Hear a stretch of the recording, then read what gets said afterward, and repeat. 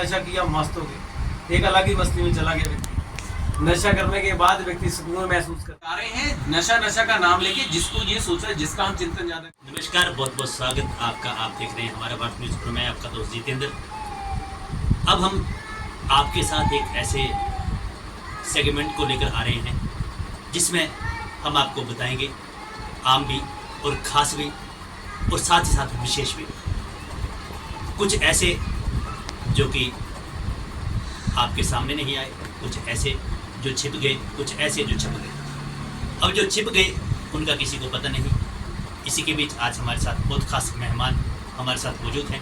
सबसे पहले उनका स्वागत करते हैं। बहुत बहुत सर, बहुत बहुत स्वागत है। कृपया अपना परिचय दे दर्शकों। मेरा नाम मनोज है और मैं बंगाला तहसील का रहने वाला हूँ। स्थानीय पंचायत है हमारी मुछाली और इसी में गांव है नाइली, मैं वहाँ रहता हूँ और एक छोटा अपना इंस्टीट्यूट चलाते हैं। युवाओं के साथ दिन रात अपना काम करते हैं और लोगों के बीच रहते हैं।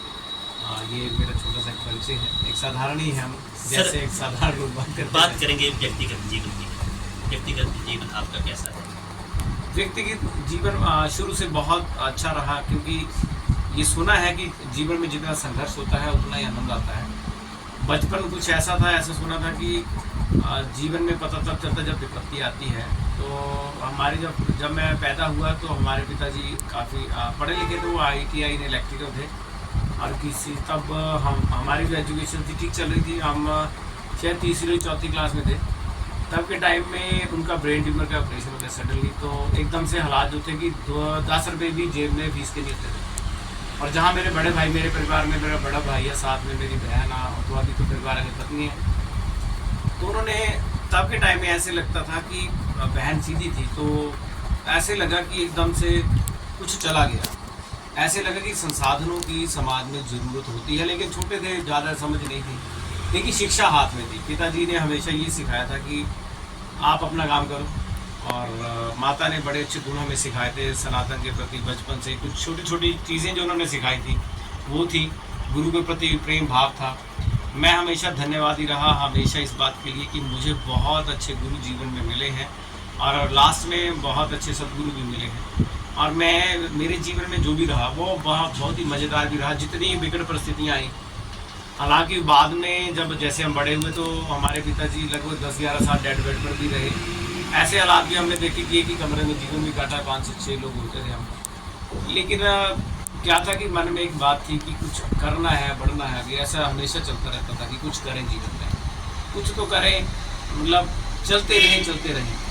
तो मैं हमेशा ये मानता हूँ कि अगर इस समाज ने हमें बड़ा कुछ दिया, अगर ये समाज ना होता, अगर समाज में ये जो प्रबुद्ध, जो मैंने कहा कि मेरे बचपन से लेकर अब तक जितने भी अध्यापक रहे और बीच में कुछ बहुत ही रिमार्केबल जो है वो टीचर्स बहुत ज़बरदस्त रहे, जिन्होंने जीवन को बड़े अच्छे से छोटी छोटी युक्तियों से ऊपर किया। नहीं तो मैं समझता हूँ कि शायद मैं भी तसला उठाता या मजदूरी कर रहा होता या कहीं बीड़ी फूट रहा होता, कुछ भी ऐसा कुछ कर रहा होता, जैसे कंपनी में कहीं लगा होता। लेकिन जीवन में आगे बढ़ने की जो चाह है वो चलती रही। और परिवार में जैसे बड़े हैं, उन्होंने जैसे बड़े भाई साहब हैं, तो उन्होंने अपनी जगह अपना बहुत अच्छा दायित्व उन्होंने निभाया। उन्होंने जो उनको जिम्मेदारी मिली उन्होंने निभाई। मेरी माता जी ने बहुत अच्छा स्ट्रगल किया, बहुत ज़बरदस्त। उनका एक सबसे बड़ा गुण ये हमेशा रहा कि उन्होंने सबको सुना, लेकिन उन्होंने कभी भी गलत काम पे या किसी बात पे कोई प्रतिक्रिया नहीं। ऐसे बनते बनते मन में चला गया कि कुछ ऐसा करेंगे जीवन में जो सबसे अलग हो, कुछ ऐसा जीवन की चाह बन गई जिससे सबका भला हो, कुछ ऐसा हम करें।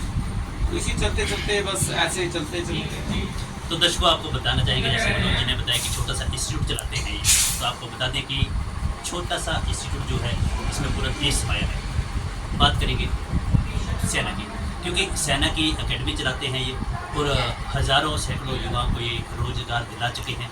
लेकिन बात करेंगे सर त्याग, समर्पण और बलिदान, जो कि आपने अपने परिवार की उम्मीदों के लिए, समाज की उम्मीदों के लिए जो आपने दिया है और बच्चों का भविष्य बनाने के लिए किस तरह की आपने एकेडमी को चुना, किस प्रकार से आप यहाँ आए?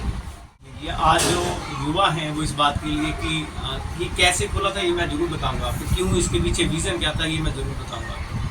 लेकिन सबसे बड़ी बात ये है कि जैसे परिस्थितियाँ चली, परिस्थितियों से हम हारे नहीं, परिस्थितियों से लड़ते रहे। और एक ऐसा समय आ गया कि 2006 में मैंने BSc किया था नॉन मेडिकल से, जैसे भी हम पढ़ गए। लेकिन एक ऐसा समय आ गया कि भाई की सिलेक्शन होगी पटवारी में, लेकिन अब पैसे तो उतने होते थे, रोजगार के पैसे संसाधन वो सब लिमिटेड था, लेकिन कभी जीवन में इसका कोई महत्व लगा नहीं कि ये बहुत जरूरी है। तो बस जीवन में ऐसा लगा कि अब ऐसा कुछ किया जाए कि जो सबसे अलग हो, और कहीं ना कहीं जो लास्ट व्यक्ति है वहाँ तक हम पहुँचे, अगर असल वाला काम करें। आपने शुरू में बड़ी अच्छी लाइन कही कि जानते हैं कुछ छिपे हैं। मैं बहुत निवेदन के बाद काफ़ी लोगों ने मुझे कहा कि आप इंटरव्यू करना चाहिए, लेकिन मैं आपको सडनली ये दर्शकों को जरूर बताऊंगा कि मुझे भी पता नहीं था कि आप मेरा ही इंटरव्यू करने आए हैं। मैं सच में दिल से बता रहा हूँ। नहीं तो शायद मैं, अगर आप वैसे मुझे कॉल करते तो शायद मैं मना कर देता, क्योंकि मुझे, मेरा मानना है प्रत्यक्ष को प्रमाण की आवश्यकता नहीं पड़ती है। जब हमारा विजन कुछ भला करना है, भला किसका, सेवा का अर्थ होता है अपनी ही सेवा करना। अब समाज में ये शुरू कैसे किया था इसके ऊपर मैं जरूर बताऊंगा। हमारे यहाँ पे हिमाचल में एक ही अकेडमी थी, ऊना में, पूरे हिमाचल में एक ही अकेडमी रन करती थी, और तब मैं स्ट्रगलर थे, हम लोग काम करते थे। तो मैंने MSc कंप्लीट कर लिया था, साथ में मैंने डॉक्टर नेचुरोपैथ किया था, फिर मैंने DYC किया था, काफ़ी मैंने डिग्रीज इकट्ठी की थी, लगातार टेस्ट भी दे रहे थे। तब के टाइम में कोई एक लड़का मेरे पास, मेरे सर हैं डॉक्टर अमित शर्मा, उन्होंने मेरे पास लड़का भेजा 2008 में। उन्होंने कहा कि इसको ये ऐसे करना। 2006 में मैंने दूसरा स्कूल ज्वाइन किया, 2 साल पढ़ाया, और मैंने मार्च 2008 में स्कूल छोड़ दिया। तो उसके बाद जो है मेरे एक लड़का मेरे पास आया, कहता है कि मुझे टेक्निकल की तैयारी करनी है, सर ने मेरे को भेजा है। मैंने बोला ठीक है, कर देते हैं। तो मैंने उसको तैयारी की हमने, और मात्र जो है 1 महीने के बाद जो उसका पेपर हुआ और वो क्लियर हो गया, तो लगभग 1-2 महीने बाद वो बच्चा आया, और उसने मुझे थोड़ी सी जो भी दक्षिणा तब के टाइम में था उसने मुझे दी, और वो चला गया। इसी दौरान कुछ लड़के मुझे मिले सड़क पे दौड़ते हुए, तो वो कहते कि हमें पढ़ाने वाला कोई नहीं है, कोई क्लर्क की तैयारी नहीं करवाता। तो आर्मी की क्लर्क की तैयारी कोई नहीं करवाता था किस समय में। तो हमने क्या किया, क्लर्क की तैयारी करवाना, मैंने ऐसे ही यहाँ टूटा सा एक टूटी सी शॉप होती थी, उसमें शुरू कर दिया हमने। और भाग्य से मेरे जो भाई साहब थे वो भी बहुत अच्छे टीचर हैं आज भी वो, हालांकि इस टाइम वो तहसील खान वो हैं।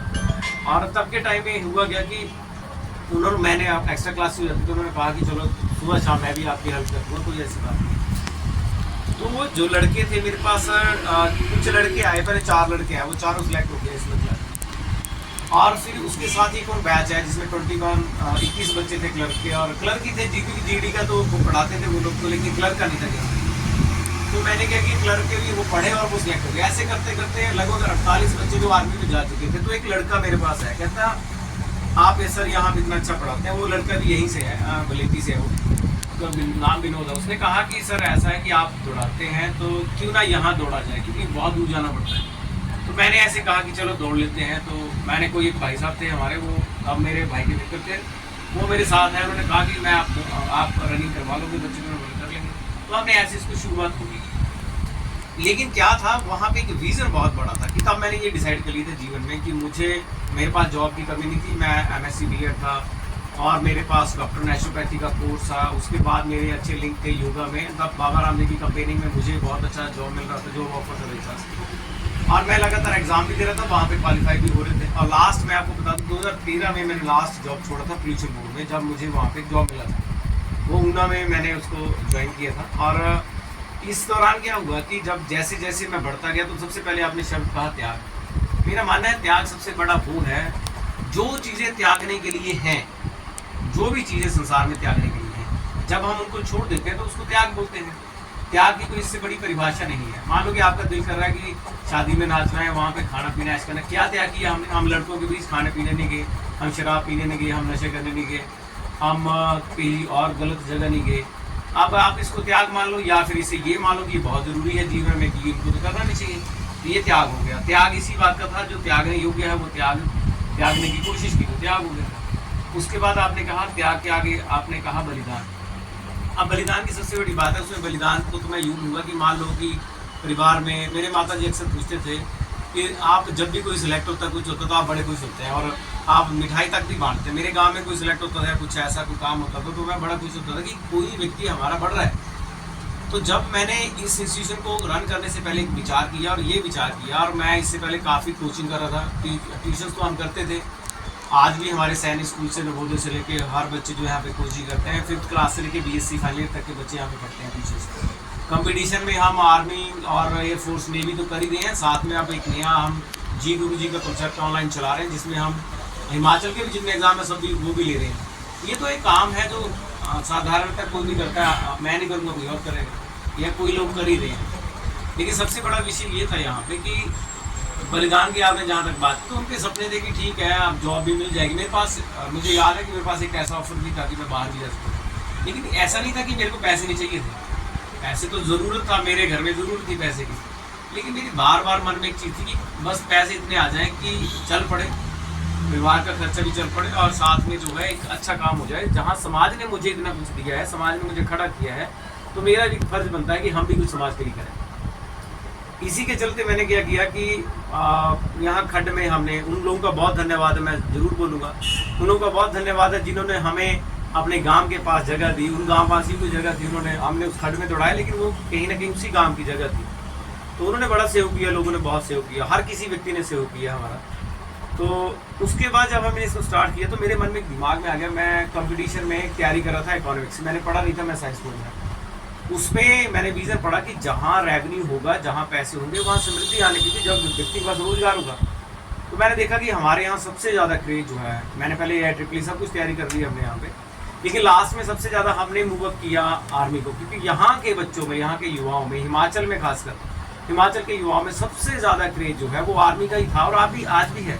लेकिन उसका जो है ट्रांसफॉर्मेशन थोड़ा सा हुआ है, उसमें मैं मानता हूँ कि कुछ ना कुछ चेंजेस उसमें हुए हैं। लेकिन तब के टाइम में ये था कि ये आपके सामने अभी कॉल आ रहा था श्रीनगर से, तो वो बच्चे ये थे कि उनको कुछ चाहिए। मेरा ये आदत थी कि युवाओं के साथ हम बैठे, उनके साथ बैठते थे हम। तो धीरे धीरे क्या हुआ कि धीरे धीरे खड्डे में दौड़ते, सुविधाएं ज़्यादा नहीं थी। आपको सच बताएं, ऐसा ट्रैक था कि पूरे हिमाचल में इतना टफ ट्रैक किसी के पास नहीं हुआ। आज हमारे साथ अभिषेक जी हैं, ये बड़े अच्छे से जानते हैं। अभिषेक जी ने, इन्होंने बहुत मेहनत की है। तो हमारा एक टारगेट था कि जितने भी युवा पढ़ते थे तो हम किसी से ग्राउंड का फीस लेते नहीं थे, ग्राउंड का कोई फीस चार्जेस नहीं था। सिर्फ इतना रखा था हमने कि जो व्यक्ति भर्ती हो जाएगा वो अपनी मर्जी से अपनी फीस दे देगा। मान लो इसका एग्जांपल दे रहा हूँ, हमारे पास 500 बच्चा पढ़ रहा है, 500 बच्चा दौड़ रहा है, तो 500 बच्चे में से हार्डली जो बाहर से कोई बच्चा आता था तो वो फीस देता था 100-200 रुपये देता था। और जब के टाइम में फाइनल सिलेक्शन में तो ऐसे होते थे 50 हो गए यार, तो एक साल का इतना ज़्यादा है, हमारा खर्चा भी आता था, ग्राउंड भी था, स्टाफ भी था, साथ में लोग भी थे। तो जो बच्चे हो जाते थे वो इसको करते थे, इम्प्लीमेंट करते थे जितना वो कर पाते। लेकिन आज भी मैं आपको बता दूं, अभी भी हमारे पिछले बैच में जिन लोगों के पास पैसे भी नहीं थे, आज भी उनसे हमने ना तो फीस ली है, लेकिन हमने कभी इसको एडवर्टाइज नहीं किया। अब लोग काफ़ी कुछ कहते हैं, हमारे गुरु हमें शिक्षा देते हैं कि जब तक आपका कोई ना कोई खींचेगा नहीं, आपको समाज में कोई खींचने वाला भी चाहिए, आपका प्रतिरोध करने वाला भी चाहिए, आपका क्रिटिसिज्म करने वाला चाहिए, इससे ये प्रमाणित होता है कि आप कुछ कर रहे हैं, नहीं तो ये पहचान नहीं होगी कि हम कुछ कर रहे हैं।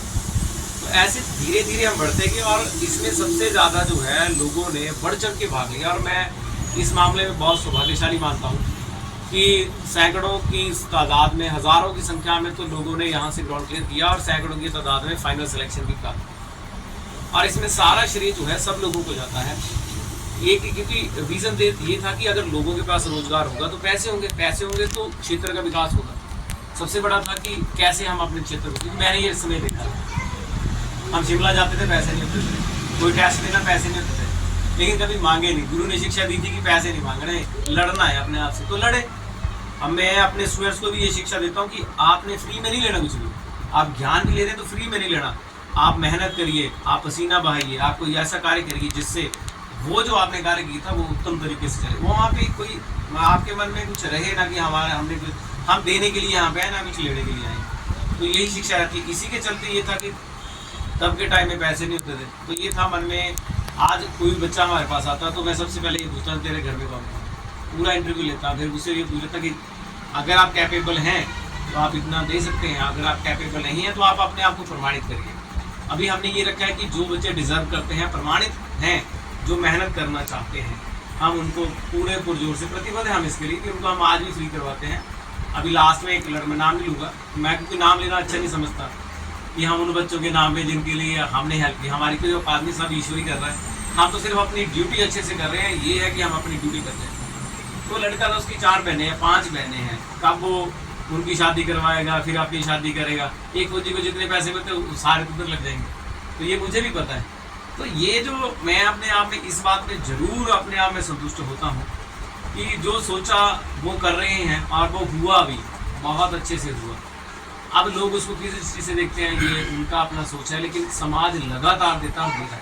सर, आप युवाओं के बीच रहते हैं, लेकिन जो युवा वर्ग की परिभाषा है शायद आज बदल चुकी है। आज बहुत मॉडिफाई जो नशे हैं वो आगे हैं बाजार में, और युवा पीढ़ी उसमें कसती जा रही है।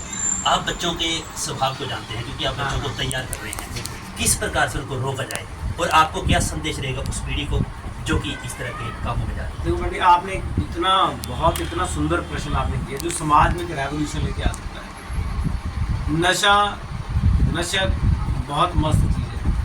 मस्त नशा करने के बाद एक मैं अक्सर युवाओं से मिलता हूँ, मैं उनसे पूछता हूँ, वो मेरे से बात भी करते हैं। मैं आपको कुछ और भी बताऊँ कि हम फ्री में काउंसलिंग भी करते हैं, इसके विषय में मैं आपको और भी बताऊँगा कि हम क्या क्या फ्री में या वैसे समाज के लिए करें। वो क्वेश्चन पूछे अपने आप में बहुत ही ज़बरदस्त है, क्योंकि नशा जो है वास्तव में नशा क्यों नशा है? नशा किया मस्त हो गया, एक अलग ही मस्ती में चला गया व्यक्ति। नशा करने के बाद व्यक्ति सुकून महसूस करता है, नशा करने के बाद व्यक्ति बड़ा आनंद करता है और औरों को भी प्रेरित करता है। जो असली शराबी है वो खुद भी पीता, दूसरे को भी पिलाता है। तू भी पी, शराबी की पहचान ही है कि वो खुद भी शराबी तो दूसरे को शराबी बनाएगा। और इसमें व्यक्ति इतना मजे लेता है, मजे लेने के बाद व्यक्ति को पहले ये प्रश्न होता है कि नशा क्यों है, तो उसका कारण है वो मजे लेता है। लेकिन मेरा कि इसके पीछे एक बहुत बड़ा प्रश्न है। ठीक है, नशा है, मजे लेता है वो, ठीक है, आखिर ऐसा क्या हुआ कि जो आनंद नशे में वो पाने के लिए दौड़ रहा है, ऐसा क्या घट गया है कि जो नशे में मजा उसको आ रहा है वो समाज में क्यों नहीं आ रहा है? वो क्यों दिखाई नहीं दे रहा है? क्यों? पहले अब देखो, नशे की अगर मैं बात करूं, आप किसी साधु के पास बैठो, सच्चे साधु के बारे में पास, सनातन को तो वैसे लोगों ने बदनाम कर दिया है, वो बाहर वाले लोगों ने किया, अपने वाले लोगों ने किया सबसे ज्यादा। क्यों? क्योंकि वो कहते हैं कि बाबा है तो नशे करता होगा, ऐसा है नहीं। वो अपनी मस्ती में रहता है, उसको भी एक नशा है, वो कुछ नहीं, वो विषय वस्तु का नशा नहीं ले रहा है, वो अपना एक नशा उसका, वो अपने नशे में रहता है। समाज में क्या ऐसी घटना घट रही है जिससे नशा बढ़ रहा है? क्यों बढ़ रहा है? क्योंकि आनंद तो सबको चाहिए। नशे वाला वो व्यक्ति फिर वहां से क्यों ले रहा है मजे? जब मैं युवाओं के साथ बैठा तो मुझे याद है, मैंने एक बच्चे से पूछा कि सिगरेट क्यों पीता है। उसने मुझे ऑफर किया, सर आप एक बार पी के देखिए। जब उसने ये बात कही तो मैंने बोला यार, तो फिर ये तो मेरे तेरे में फर्क क्या रहा? कहता सर एक बार करके देखो। मैंने चाह ठीक है, तू करके देख। एक व्यक्ति के साथ में वो करता होगा, तो मैंने उससे पूछा कि तुम्हें क्या फील हुआ? कहता कि मुझे बड़ा मजा आया। मैंने कितने समय के लिए है? इतने समय के लिए है। तो वो ये जो नशे वाला जो कॉन्सेप्ट है, जहाँ पे मैं सीधा बोलूँगा, आज स्कूलों के बच्चों को नशा निवारण तो चल रहा है। मेरा काइंडली लोगों से निवेदन है कि आप इस मेरी बात को प्रखरता के साथ सत्य फैलाएं। अगर मैं गलत हूँ तो आप मुझे क्षमा तो जरूर करें, लेकिन अगर मेरी बात में कोई त्रुटि है तो आप जरूर बताएं। और जहाँ ये लोग चैनल को इतने अच्छे से मूव अप कर रहे हैं बिना किसी लाग लपेट के, बिना किसी पैसे के लालच से, तो मैं जरूर निवेदन करूंगा कि आप इसे शेयर जरूर करें। वैसे भी आप फोन पे चटर पटर कर ही रहे हैं हम लोग, तो अगर आप कुछ ऐसा काम करेंगे तो भी बढ़िया होगा। लेकिन एक बात जरूर बोलूँगा, आपके दर्शकों को जरूर एक बात बोलूँगा कि नशा जो है स्कूलों में प्रचार हो रहा है बड़े धड़ल्ले के साथ ही, नशा नहीं करेंगे। वो बच्चा मुझे पूछ रहा है, एक लड़का, मैं जो भी बात करूँगा स्पष्टता के साथ जो मैंने सुना है वही अनुभव करूँगा, और जो बच्चे ने मेरे साथ डिस्कस किया, वो लड़का कहता है कि सर नशा जो है, अब मेरे स्कूल में कहता 4 फंक्शन हो गए, 4 रैलियाँ निकाल दी, वो कहता नशा नशा नशा। तो मैं सोचता यार नशा है क्या, फिर कर ही लेते हैं। वो बच्चा कह रहा है कि ये नशे की रैलियाँ निकाल के मुझे नशे की याद करवा रहे हैं। आप उस बात पे जा रहे हैं, नशा नशा का नाम लेके, जिसको ये सोच रहा है, जिसका हम चिंतन ज्यादा करते हैं वही मिलता है। अब मैंने बात की पहले सिगरेट की या शराब की या भांग की या फिर मैंने चरस की, लेकिन आज सबसे बड़ा विषय बन गया चिट्टा। आप भी बहुत अच्छे पत्रकारिता आप लोग कर रहे हैं, आपका चैनल बहुत अच्छे से इसको कवर अप भी कर रहा है। आप देखेंगे चिट्टे की अगर हम बात करें तो याद लठैनी से लेके कहाँ छूता रह गया। मैंने अपना एक अनुभव भी और आपके साथ शेयर करूंगा, लेकिन बाद में जिस प्रश्न पे हैं उस पर देखें कि नशा क्यों है। अगर आप बच्चों को पूछे कि आप नशा क्यों कर रहे हैं, कोई ये नहीं जानना चाहता कि यार तुम नशा क्यों कर रहे हैं। आप कम से कम युवाओं के साथ बैठो तो सही, उसे पूछो तो सही, तूने शराब क्यों पी, तूने बेटा शराब पी तो क्यों पी, तूने सिगरेट पी तो क्यों पी, क्या कारण को कोई नहीं समझना चाहता। सीधा ही है, ऊपर से बार बार जो है वृक्ष की टहनियाँ काटी जा रही हैं, वृक्ष के मूल को और बीज को कोई नहीं काट रहा है। मूल में तो संस्कार है, मूल में तो शिक्षा है। जब व्यक्ति के पास शिक्षा होगी तो उसके पास चिट्टा छोड़ के आप ड्रामा रख दो शराब का, वो नहीं पिएगा। लेकिन वो पी क्यों रहा है? क्योंकि नशे में उसको आनंद मिलता है।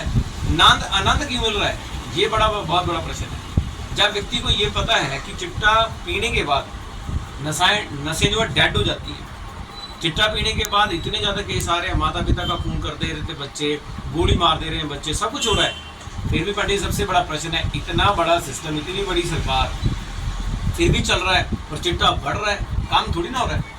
और इसमें सबसे बड़ा उदाहरण आप देखो, कोई सरकार इसके लिए, मैं ये नहीं कहता कि सिस्टम ही जिम्मेदार है, लोग भी जिम्मेदार हैं। इसका मैं एक उदाहरण दूंगा अभी लेटेस्ट। अभिषेक जी आप सुनना ध्यान से। अभी एक लड़का पीछे एक्सपायर हुआ, नाम नहीं लूँगा, जब मुझे ये पता लगा कि वो डेड बेड पे, अभी 4 दिन नहीं हुए उसको गए हुए, जब मैंने ये सुना कि वो डेड बेड पे है और उसकी मृत्यु का कारण मैंने सुना कि शराब है, तो मैं आपको सच बताऊं कि मेरे अंदर से अश्रु निकले, अंदर से। और मेरे अंदर ये आग पैदा हो कि यार इतना अच्छा लड़का, इतना अच्छा स्पोर्ट्समैन था वो, इतना अच्छा खेलता था, इतना अच्छा उसका काम, बात करने का तरीका दोनों भाइयों का, और उसके बावजूद वो बच्चा किससे चला गया? नशे से। आखिर क्यों? कहाँ सोए पड़े हैं हम लोग। जब वो नशा कर रहा था तो उसे रोकने वाला कोई नहीं, बाद में सांत्वना देने के लिए तो हम चले जाएंगे, लेकिन चलो ये विषय रोकने वाला भी नहीं है। अब किसी के अपने व्यक्तिगत मत है कि वो करेगा कि नहीं करेगा, लेकिन आखिरकार हम ये क्यों नहीं जानना चाहते कि नशा क्यों है? क्योंकि जब मजा तो उसने लेना है, जब उसको मजा अपने आप में नहीं आएगा तो बाहर ढूंढेगा, बाहर उसको मजा वहां मिल गया। लेकिन पंडित जी एक बात जरूर बोलूंगा कि लोगों से जरूर आग्रह करूंगा कि अगर आप इस चिट्टे नामक, यहाँ तक तो ठीक है कि व्यक्ति कोई शराब पी रहा था, सिगरेट पी रहा था, या कोई भांग पी रहा था, या कोई अपने कुछ अदर कुछ कर रहा था, लेकिन चिट्टा तो सीधा सीधा एक ऐसा नशा है जो पूरे के पूरे समाज को जड़ से खत्म कर देगा। और इससे बड़ा अटैक कोई नहीं है अन्य देशों का हम पे, ये बाहर का है चाहे अंदर का। लेकिन सबसे बड़ी बात है, प्रोडक्शन आ रहा है, लगातार चिट्टा आ रहा है।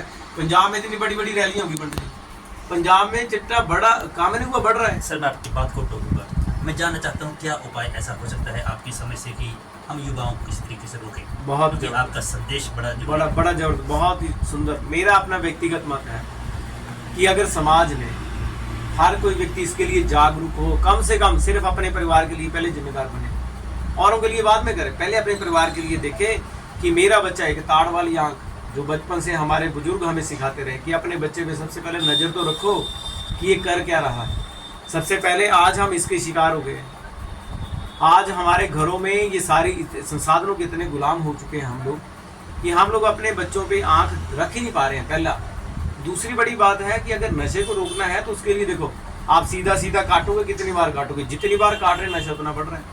तो इसके काटने का सबसे, जो मेरे नज़रिए में सबसे बढ़िया तरीका है, सबसे पहले आप देखें लोग खेलते थे गली गली में क्रिकेट, गली गली में गेम्स खेली जाती थी, सिर्फ भाषण चल रहे हैं, राशन चल रहे हैं, लेकिन गेम्स की कहीं बात नहीं हो रही है। कुछ लोग जो अपने स्तर पे प्रयास कर रहे हैं वो प्रयास भी फेल हो रहे हैं। क्यों? क्योंकि माता पिता चाहते नहीं। सिस्टम ही ऐसा बन गया शिक्षा का कि बच्चे तू ये चैप्टर पढ़ लिया, फिर तू ये कर, तेरे को इतने नंबर लेने हैं, तेरे को ये लेना है, तेरे को ये लेना है। ये कर करके बच्चों के माइंड को ऐसा बुझ कर दिया, मशीनरी बना दिया है, ऐसी मशीन बन गई है बच्चों के दिमाग की।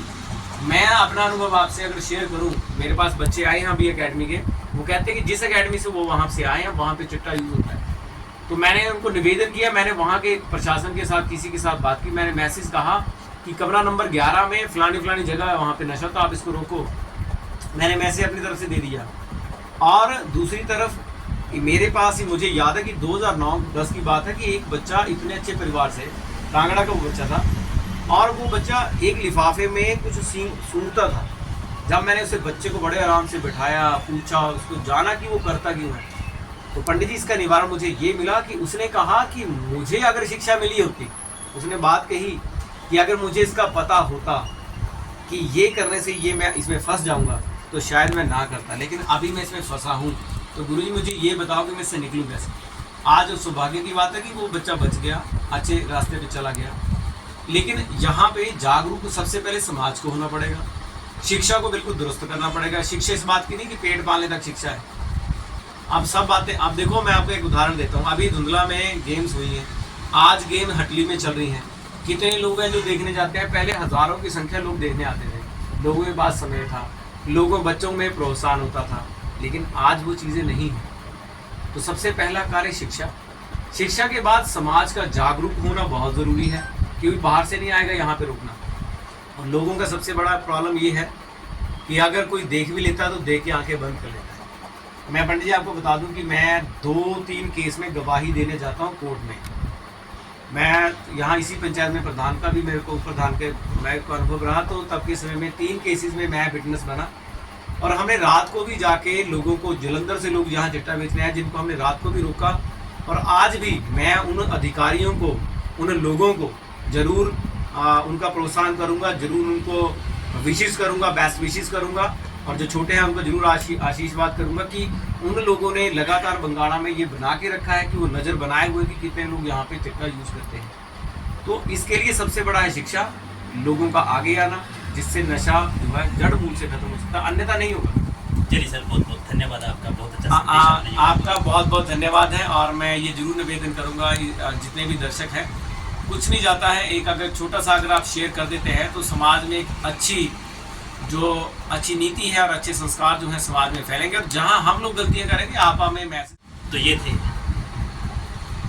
ये थे हमारे साथ मनोज शर्मा जी, जो कि छोटा सा एक इंस्टीट्यूट चलाते हैं युवाओं को सेना में जाने के लिए।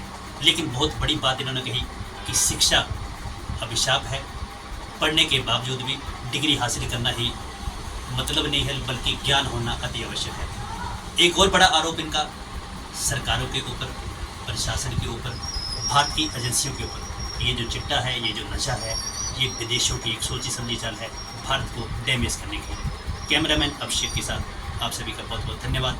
जय हिंद, जय हिमाचल, जय भारत।